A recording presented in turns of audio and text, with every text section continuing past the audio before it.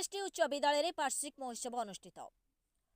रायगड़ा जिला रामनागुड़ा ब्लॉक अंतर्गत गुलुंटी पंचायत में अनुसूचित जाति और अनुसूचित जनजाति विभाग गुलुंटी सरकारी एसएसटी उच्च विद्यालय परिसर में वार्षिक उत्सव अनुष्ठित हो जाइछि।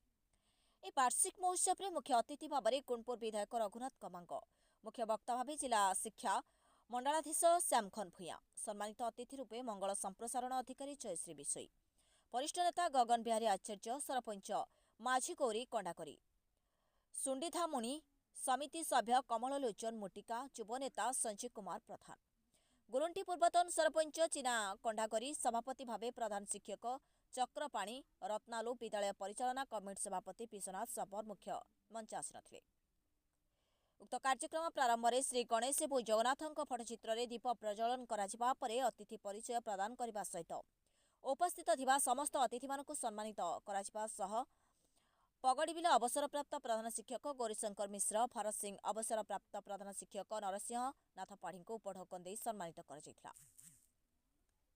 सेपरि रामनागुड़ा पुलिस थाना कनेस्टेबल पुटा सिंह, प्रधान शिक्षक मनोज पाढ़ी, कुजेन्द्री सरपंच रमेश सबर, सांबादिक अमूल्य निशांक, शुभजीत पट्टनायक, शिवप्रसाद वर्मा, रामशेखर पट्टनायक को मध्य उपढौकन प्रदान कर सम्मानित करा।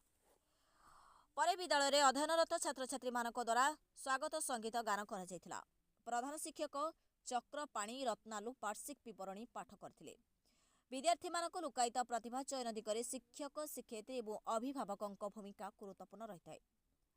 पाठपढ़ा सहित क्रीड़ा जड़ित रहिले छात्र छात्री मानक मौखिक विकास हेबा सह कठिन परिश्रम ही जीवन में सफलता आनी देइथाय बोली मुख्य वक्ता श्री भूया निज अभिभाषण कहिथिले एवं छात्र छात्री मानक उज्जवल भविष्य कामना करने सह अनुसूचित जनजाति पिलामानक पई उच्च शिक्षा निमते सरकार विभिन्न प्रकार योजना संपर्क में मुख्य अतिथि श्री कमांग मत व्यक्त करथिले। ए अवसर में विभिन्न क्रीड़ा पारदर्शिता लाभ करिथिबा छात्र छात्री मानक अतिथि मानक द्वारा प्रमाणपत्र सह ट्रॉफी प्रदान करा जायथिला।